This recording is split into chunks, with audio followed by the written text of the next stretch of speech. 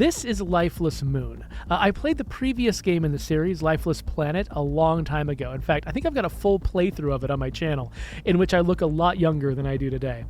So you can check that out if you want to sort of get ready for what this game is about. I've actually started playing this game once already. You can see from Continue Game here. Unfortunately, it's kind of a slower paced puzzle game, and yesterday I was operating on about 2 hours of sleep. And so I've actually got footage of me nodding off while playing this game. Whoa. It is not the game's fault. It was my own fault for having a terrible, terrible sleep schedule. But I was actually not just nodding off, I was also like deliriously stumbling through in a dreamlike state, and it actually was probably really weird to watch. And so I'm not going to put out that video. Instead, I'm going to hit new game and we're going to start over. As much as you might enjoy seeing me just sort of zone out, stumble in random directions, and eventually just sort of get lost and fall asleep. Yeah, we're gonna do a real playthrough of this game. So we're talking about the space race. It talks about the fact that test pilots died, sacrificing their lives to help humankind reach the stars. And that does seem to be one of the underlying sort of backstories.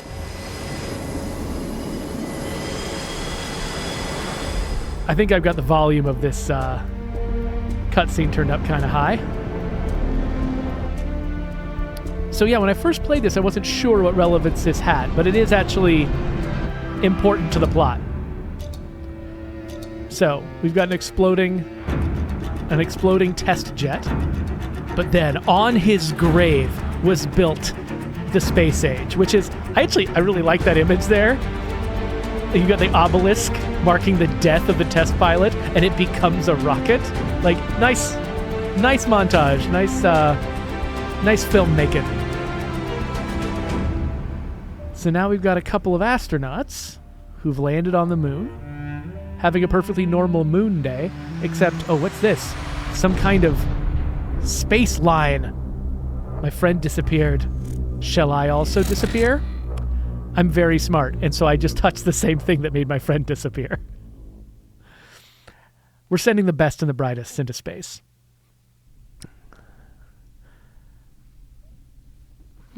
Featureless rock? No. Oh, I have emerged from the space line, and I could be anywhere now. All right, here's me. Looks like I'm on the moon. Houston, come in. Ah! Hello? Hello? So either my friend is made of goo, or... That's the thing. Ah, it's so dark down here. How did we get into this crater? So... This game is this series is very much about messing with your perceptions, not being sure if you're hallucinating, if you've really been transported to a weird place, or what's going on. It looks like my friend and I have both been transported, but I only see him occasionally. I think part of that is because, that's a creepy aspect of the situation my character's in. Narratively, it's important. But also, that guy never... Look, there's a canyon leading out of the crater. That non-player character never needs to navigate the world because he always holds still. Like, we sort of teleport him in, he does something, and then we teleport him out again, and he never walks, which makes him much easier to manage. A lot of what you'll see in this game is people coming up with clever thematic solutions to budgetary problems, which is something that I had to do a lot early on in my career too, is basically, we can't do the expensive thing that a well-funded studio would do. And so let's come up with a clever reason narratively why we do the cheap thing. And I love some of the solutions they come up with in this game. So here I am. Whoa! All right, something happened. This way is blocked. And this is not the crater that I originally teleported into. Now, part of me wonders, I should have tried this earlier. Part of me wonders what would happen if I came up here facing backwards. Like, what if I had done this? Now, they had that big effect that launched, so I'm wondering if maybe this entire thing would have been, like, there would have been a flash or something. This wasn't here before, was it? No, definitely not. So the first time I played this, I was actually uncertain whether this stuff had been here before. So having him appear and tell me that this stuff hadn't been there before was actually pretty important, because I was like, did something change? I'm not sure. Because I just hadn't been paying that much attention. So these rocks here, they look kind of like forests. I've never seen lunar geography like this. And so they've got one of the reasons why I think my friend is here. It's partly to give me an impetus to go searching, but it's partly so that he can comment on this stuff and point out, oh yeah, these don't look like normal moon rocks. These look like someone tried to make a forest out of moon rocks. And I think that'll end up being important. Now, I've got a notebook where whenever something happens, I take a little note about it. So here it says, mission is currently off nominal. Crewmate discovered a point light phenomenon? Investigated. Missing. I followed and now I'm trapped in a deep crater. May have suffered low soup pressure or low ox event. Seem to have lost time. Whee! So now I can jump down here. And I'm out! There's something right there. Okay. That looks like there's a glitch in the game, but it's not. This is a weird effect I've never seen in a game before. Like, you've seen that effect where they'll take like a ghost or something and fast forward its movements to make it disconcerting. I've never had a game do that with my movements. And it is disconcerting. Like, that sudden loss of control over my own character freaks me out. It's like... What happened to the sky? Something's really wrong here, partner. Man, I wish you'd talk with me. So there's a couple things there. First off, again, he's pointing out something you might not have noticed. People are used to space looking more colorful than space normally is, because that's how you make a game look interesting. But he's pointing out, hey, haze on the moon, that's not a thing. The moon doesn't have enough air to hold haze up. Haze would fall immediately, just like you're dropping a rock. So that's noticeable. And actually, I feel like I was going to make another point and I've forgotten what it was. That's fine. I guess I'm not that much better when I'm well rested than I was when I was falling asleep last time. Hey, I think I see something up ahead. So you notice they carved this trail into the ground to give me something to follow. But yeah, just suddenly losing control of my own movements like that and having it move like one of those creepy fast-forwardy ghosts in movies. Oh my god, this can't be real. It doesn't seem like it's an expensive thing to do. You're just like playing a sound and messing with the player's locomotion for just a split second. Just letting them move in the directions they were already moving. It's really straightforward. And it was probably pretty not that hard to implement. But it had this... Wow, look at this. Something destroyed all the buildings at the edge of town. But it had this... just really creepy impact. And you'll just see that throughout this game. Like them choosing cheap ways, cheap, innovative ways to get the effects that they're going for. So yeah, this place looks like it was teleported here, just like I was teleported here. And I'm progressing a little more quickly than I did originally because I actually know what's next. So we found this town, but actually I need to follow this cable. Oh, I picked up a little note. Working together, several of us were able to connect a power cable from the chamber to the device. We all know this is just grasping at straws, but the hope is we can flood the core with an opposite power flow. The engineer postulates that this will spark a kind of reversion effect, kicking off another iteration of the event. But in the reverse. I guess that's what reversion means. I don't know. It's a terribly dangerous idea, but the only one we have right now that might restore the town's location in space-time. So, yeah, so it looks like some people teleported here.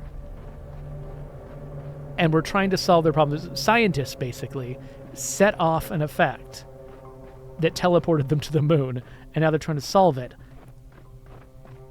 my big question is there air here? Like, do I need to be in this spacesuit? Because if these scientists who were not in space and therefore probably did not have spacesuits were able to rig this up, like, there must have been air, right? So I don't know what's going on. So it looks like we've got a messed up generator. But we've got a ladder.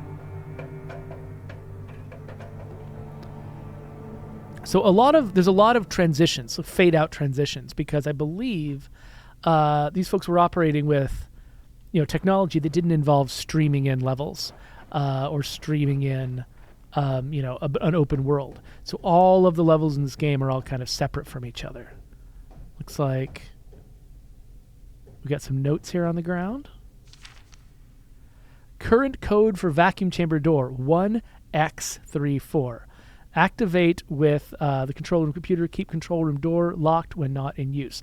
Okay, this was interesting. So the first time I played through this, I did not find this note. And I was able to trial and error make this code happen. I'll show you where. I don't know if I'm actually about to do it right now or if it's coming later, because I think that, yeah, this door is locked. I need to find the key to that door. Dr. Emily Watson, research scientist at the Murat Center. On Monday, my engineer suggested revising the power input. Somehow, modification initiated a runaway reaction, spawning a teleportation event at much greater scale than we imagined possible.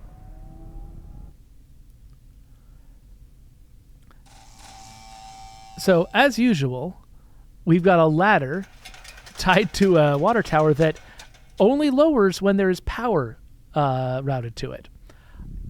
Not sure why, but there's a few things like that in this game where it's like, oh, you turned on power, so this arbitrary thing happened. That you're actually not sure why turning on the power would make that thing happen. And so part of me is like, oh, there's some kind of, ill thought through logic in the game. But also, I'm not convinced that this stuff is all supposed to be really happening. This could be a hallucination or some kind of artificial experience crafted for this character. And if that's the case, then the arbitrariness is fine. This is dream logic. And so I'm not actually sure whether I should be applying sort of my normal logical filters to this and going, it's weird that turning on the power lowers a ladder. That feels like arbitrary video game logic. But maybe it's supposed to have arbitrary dream logic or video game logic. So right here, this is a sequence where I'm basically chaining from one lock and key puzzle to another. So I opened the way by turning on that generator. And now I'm climbing a ladder. And the first time I did this, I found a key without finding the key. Like, I suddenly had a key in my inventory, and I didn't see where I got it. So now I'm going to be looking for it more carefully. Ah, there it is. See that enormous key? Yeah, okay. Unfortunately, the positioning of the camera means it has to clip into the water tower for me to look down like this. But yeah, I walk over it. And now I've got it. Originally, I didn't notice that key. In fact, the fact that we can sort of see the glows of these lights through the floor, the key looked like one of those glows. And so I didn't know it was there. So I just walked over and then suddenly I had a key. And I wasn't sure why. And I was actually kind of lucky I noticed it at all. And luckily, when you don't notice that something happened, you do actually have a series of objectives listed here. And they kind of go in order, and the top objective always tells you what you need to do. So right now, search the school is listed. I'm like, why search the school? Well, it's because when I investigate the water tower, I get a key that unlocks the school. I've got no indication in the game, like in the world, that that's what I did, but that is what I did. It is interesting, by the way, to note the fact that these glows are visible through the floor. Like, what it underscores for me is just is how fake video game rendering is, and this is not a knock on this game or these developers. All rendering of worlds in games is very, very fake. Like you like to imagine that, oh yeah, we're simulating light sources bouncing off things and going into your eyes, and to some degree that's true, and and it's getting increasingly true as we do like ray tracing and stuff like that. But there's always a certain amount of fakery about how it works. Things like, like shaders on stuff. We don't actually have physical properties to materials that cause them to bounce light in certain ways. We have little programs that tell the light what to do when it hits a certain material. And that is not the way it works in the real world, but we fake it and it's fine. Similarly, when we have glows, like you see the subtle glow on this light above me, that glow, I think it's inside the light, but it's visible through the light, which means you can see it from anywhere. But that also means you can see it through the floor, which is, okay. Like the game is fine. I think I prefer it with those subtle glows and seeing them through the floor than I would prefer it without the glows at all. So, they made the right move, but it's kind of fun how it sort of like highlights that when you see a glow, it's not because it's, that light is interacting with the lens of your eye in a certain way, or that it's interacting with the atmosphere around it in a certain way. It's because there's a little billboarding, alpha-y thingy applied to it to just give it a fake glow. And that's true in lots of places. Like most games are riddled with that kind of thing. But it's kind of fun when you can sort of see the artifice a little bit in a game that's a little bit cheaper. Okay, so this is the school, I think, because I could open the door to the machine shop. And now inside the machine shop, I don't have a body. I'm in first person, and I'm just interacting with objects. Okay, so I picked that up, and now it's in my notebook.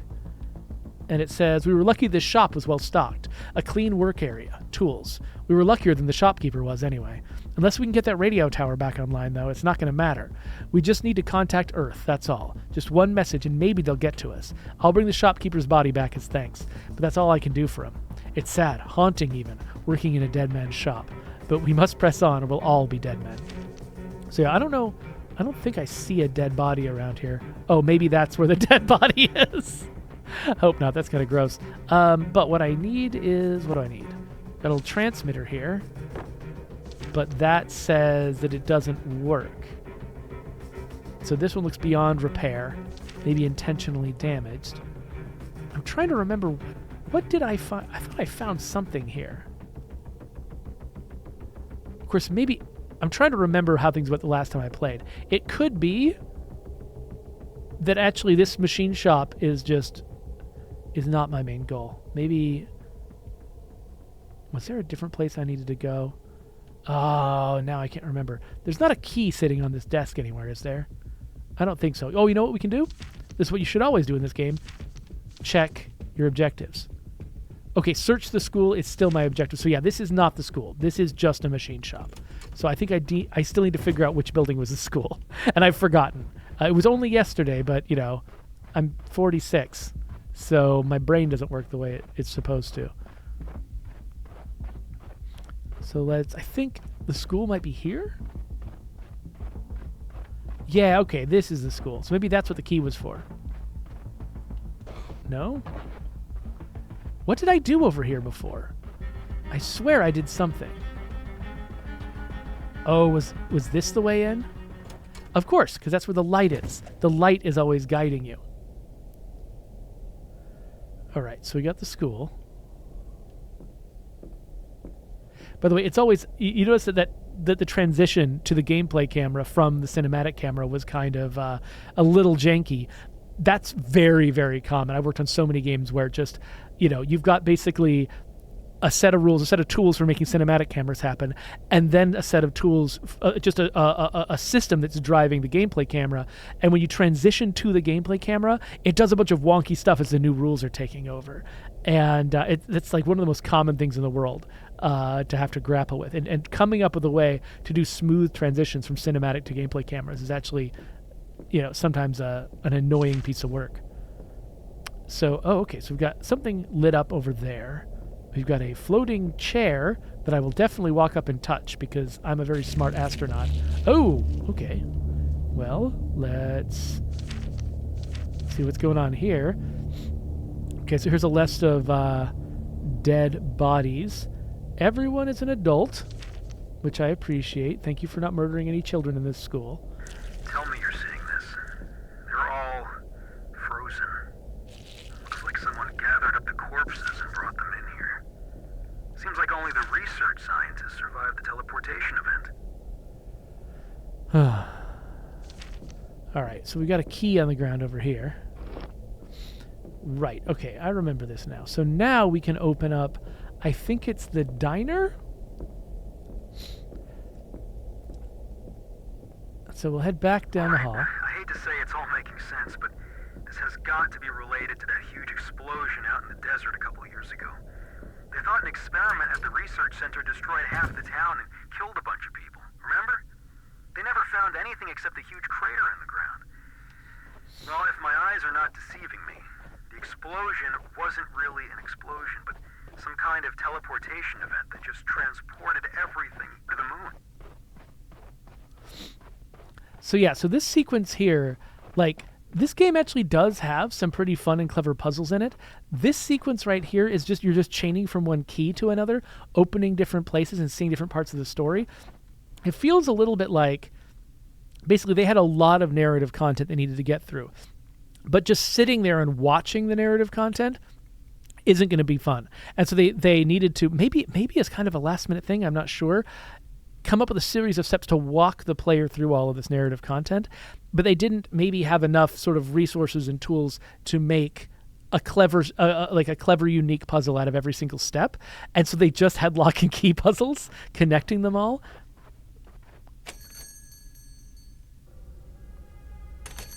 So this right here. Okay, so one thing you can do in this room is you can actually decide where you want to be. So I can move over here. There's a coffee machine. There's some pie. There's not a lot for me to do. But I can... What can I do? I thought I could sit at a booth. Is that not a thing? I could have sworn I could sit at a booth. Oh, bulletin board. Okay, so it looks like we got a some kind of test pilot thing. And oh, there's a green... Was that green glow always there?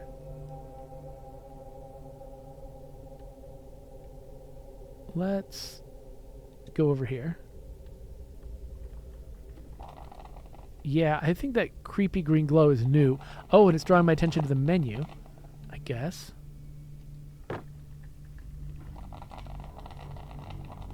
What else do I need to do? Can I make some coffee? I have a memory of what happens in this... Oh, hello! Yes, that's what I thought.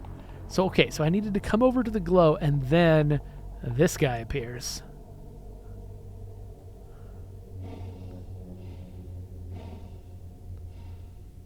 Commander, you should never have let me fly that day. You knew I wasn't ready.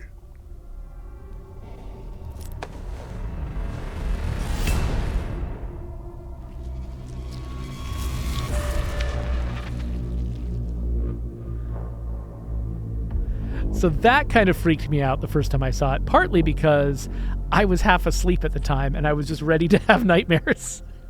But part of it was like when he slowly was taking off the helmet, I genuinely didn't know what I was going to see underneath it.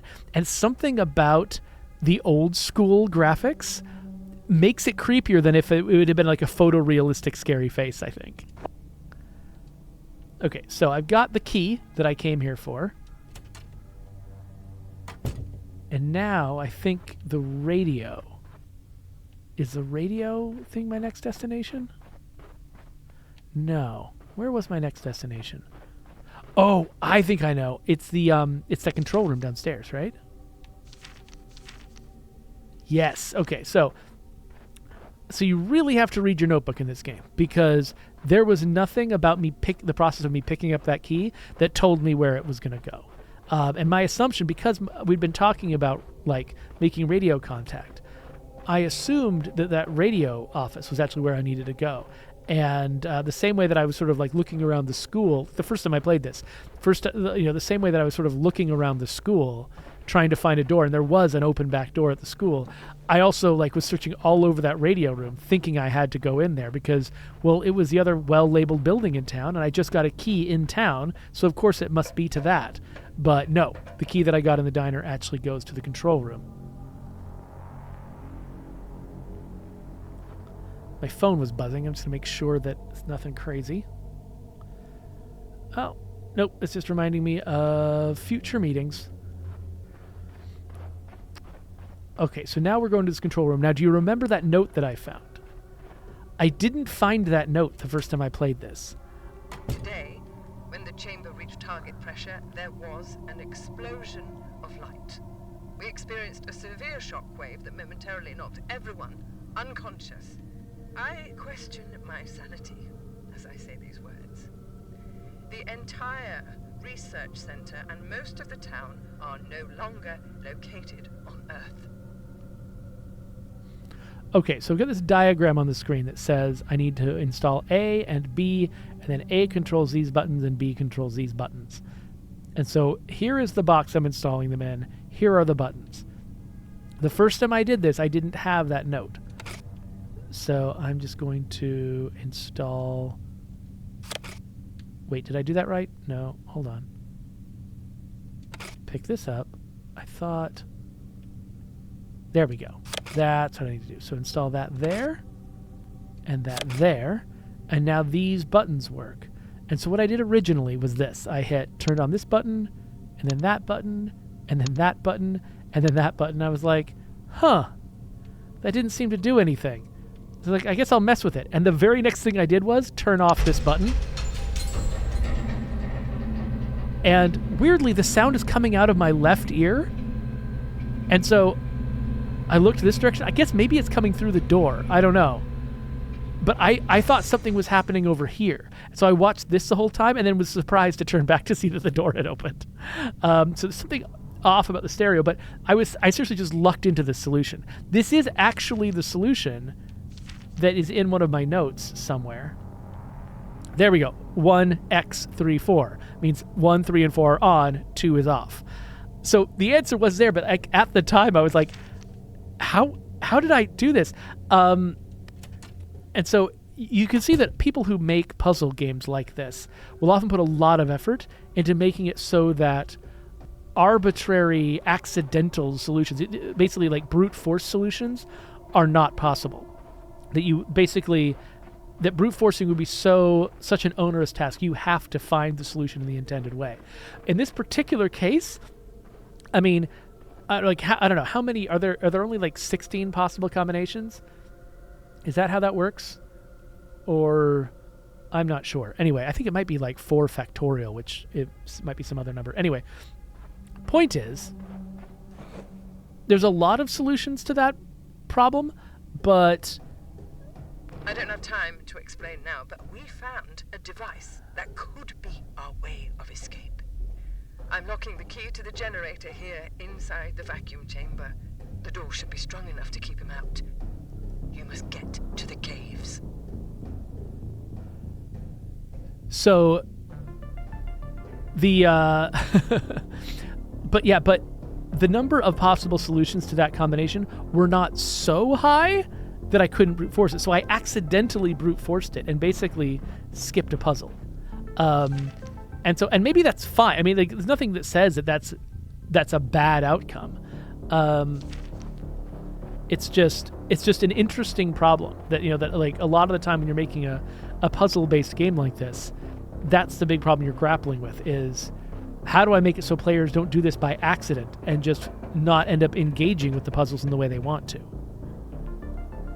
Because you come to this game, come to a game like this because you want a certain kind of experience, right? And solving puzzles is a part of that experience. If the game doesn't give you that, if the game lets you just sort of stumble your way through, you feel like you're not getting the experience you came for. And so, in that case, it did feel like enough of a fluke that I wasn't worried about it. It didn't mess up the game for me at all, that I was able to brute force it my first time. But that is something you think about when you're making a game like this. So I happen to know that there's a cave here, but the reason I found it the first time was because of this light right here. Like the very first time I came out into this plane, I saw this light. I was like, oh, something's over there, but I didn't come here initially because that hangar was closer. But it filed away in my mind, and so when they told me go to the cave, I immediately came over here, even my original playthrough. So they're doing a good job of guiding you, of like sort of letting you know where you need to go. In every case so far, you know, I haven't been in a situation where I didn't know where I could go. You know, where it's just big wide open and I can go any direction, I have no guidance. There's always a sense of guidance. So I'm not sure if maybe I couldn't have turned that generator on before or what. Maybe I should have come here to see what this place is like before opening that big door underground, because I don't know what I actually got out of there that made it possible for me to come here. So now we're in a cave, and it's a neat looking cave.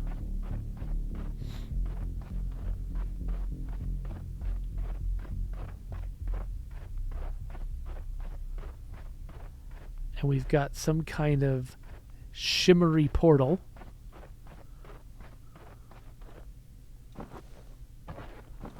One thing that's nice about playing an astronaut, you can always jump.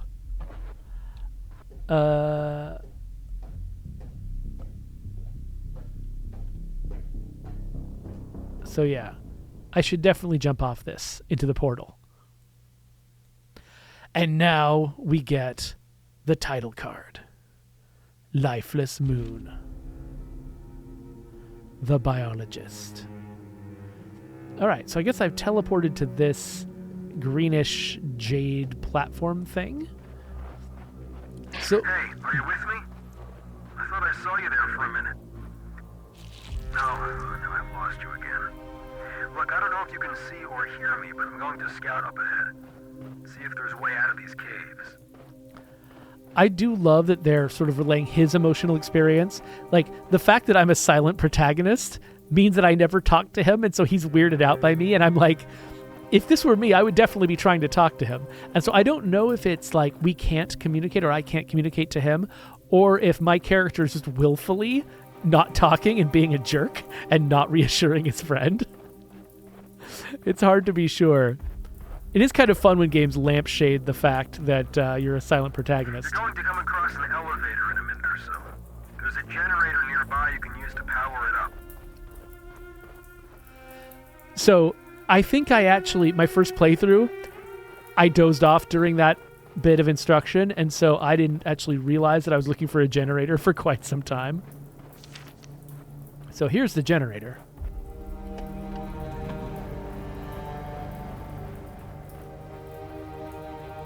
So I actually did like a lot of wandering around trying to figure out what to do when I first came here, but it was just because I had gone to sleep and completely lost my mind.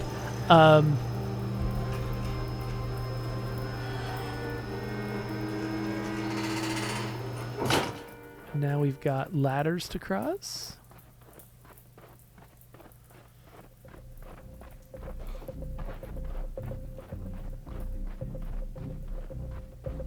I do really like the music, by the way. Whoa! Some weird stuff going on here.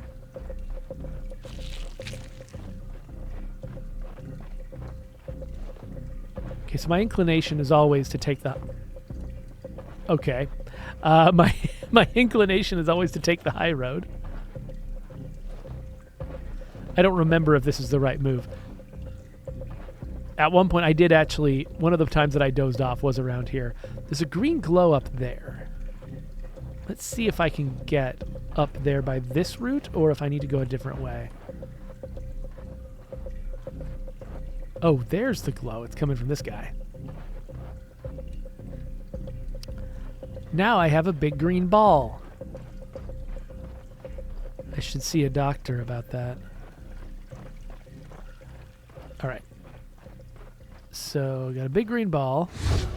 We're going to stick it in this portal thing. And now this is where they actually kind of show some of their, like, puzzle-making chops here. Because I thought this was kind of fun to figure out. So I raise this thing, and I start pushing it. and nothing's happening. It's making a noise, and then I push these things, and I'm like, huh? They're all making these like chime sounds, but nothing's happening. And I looked at this, I was like, what am I supposed to do? And I got very confused. And it's got this photograph on here, which is interesting. I don't know quite what that's for. But then I came back and I interacted with this, and it started moving. And I moved it all the way to the right. I'm like, okay, it stopped. Was that because I just hit this button? What if I hit this button? And now it goes that direction. And it's starting to vibrate this guy. And so now I'm like, okay, well, what about this? What does this do? It doesn't seem to do a lot, but what if I do this? These are about narrowing and widening the beam. And so I love the fact that initially, like when I did the most obvious stuff, it looked like this machine did nothing. But as I poked around, I was able to make it obvious to myself how it actually works. So I've just got to align this thing just right.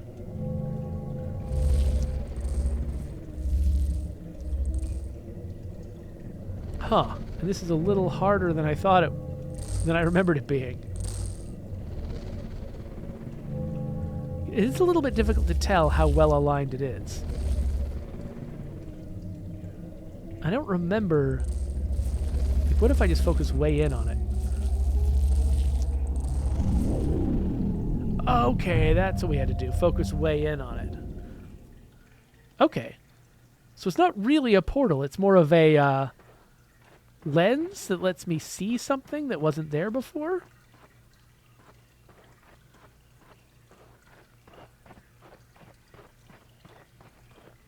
So now this high road that I took,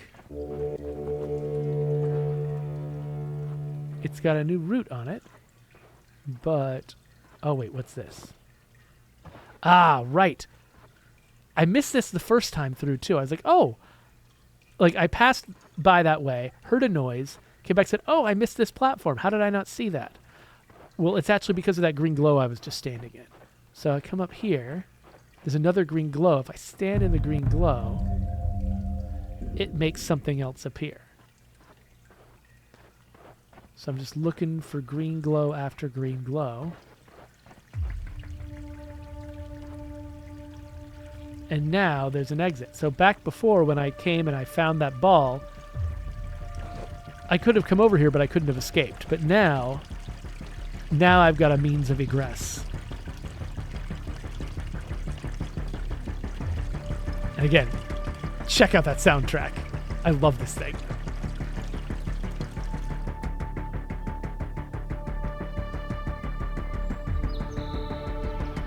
Hello?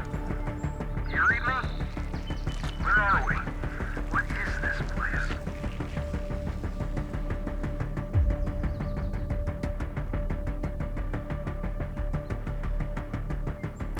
And I think I'll leave it here. I did a full playthrough of the original Lifeless Planet, but I don't want to do a full playthrough of this one because I want people to be motivated to go and check it out themselves. But, I mean, look at this crazy place I've gone to. Is that a spaceship in the background? Is that the spaceship from Prometheus? I'm not sure. But, I'm kind of interested in finding out, like, what are we going to learn about this character's past? The guilt that he had around that test pilot, all of these, I feel like there's going to be a lot of meaning around that, but I don't know what it is yet. And so while, I think a lot of this game some of it is very clever little puzzles. Some of it is just, functional puzzles that are just there to sort of pace you through a narrative and help you sort of discover an interesting world, an interesting story. And Lifeless Planet has a very similar thing. It's like a vibes-based experience. It's more about sort of experiencing this story told a certain way, and it's less about like, I'm here to solve, a bunch of puzzles. But that's cool. That's fine. Games are allowed to be different from each other. So anyway, that is Lifeless Moon. And this time, I stayed awake the entire time. So, congratulations to me. Again, that was never a knock against the game. like, I mean, this is a slow-paced game, and when I haven't had a lot of sleep, I do fall asleep during slow-paced games. That doesn't mean that slow-paced games are bad. That just means that they're slow-paced games, and sometimes I can't handle them. But if this is the kind of thing you're looking for, check it out. I'll put a link in the description showing where you can get it, and I'll put links over. Here is my Lifeless Planet playthrough, which you might be interested in.